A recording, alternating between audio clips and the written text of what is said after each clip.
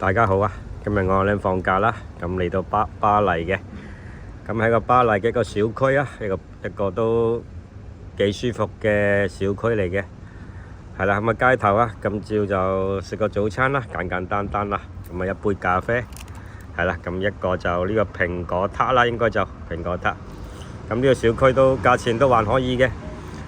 冇市中心咁貴啦，係啊，今日就分享一隻啦。卡地亞嘅，咁呢個 Santos 嘅加比啊，有隻加比而家啲標就升到好貴啊，咁啊參考編號啊就2319啦，一個不鏽鋼嘅，硬白色標面，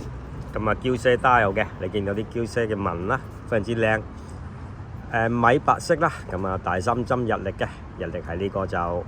3點位立體嘅羅馬數字時標，亦都係卡地亞經典啦。呢一錶其實就講翻啦，10年前其實都係萬幾蚊嘅啫，但又冇乜人要啊，而家就個個都爭住要。咁當然價錢都係咁升啊！而家呢一錶我最近買嘅，我都三字頭買翻嚟啊，不過暫時都係唔賣住啦，我諗遲啲先賣啦，因為都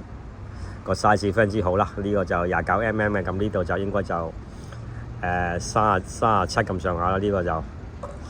所以就好啱我哋嘅亞洲人 size， 亦都係好似大隻鴨咁啊！咁一條好靚嘅傳統嘅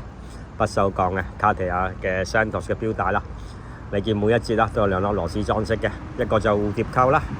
咁樣嘅係啦。見到後面嗰個啦，8粒螺絲，一個自動嘅機芯 Cartier， 咁就有個就參考編號2319嘅。咁一個藍寶石啊，藍寶石嘅框啦，咁啊呢個就有膊頭嘅，一陣睇下幾唔錯啦。咁啊上手。第一帶先，上帶，我話靚帶都非常之啱啊！呢個 size 都好靚啊，因為呢啲錶其實出邊都越嚟越少啊，因為外國好受歡迎啊，呢啲外國就賣到4萬幾㗎啦，香港呢啲就3萬幾啊，不過都係難再揾翻嘅。咁個錶圈，你錶圈就拋光打磨，錶殼就拉絲打磨嘅，係啦，2319，我話靚就暫時收藏下先，收藏下到時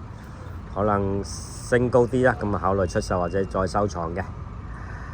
係啦，咁就呢個假期我放到5月5號就返香港嘅，咁再同大家拍多啲片啦。咁啊巴黎小區大家睇一睇啦，都非常之唔錯啦，係咪？嗱咁樣嘅，好啦，咁我就要開始享受嗰個簡單啦早餐啦，多謝各位。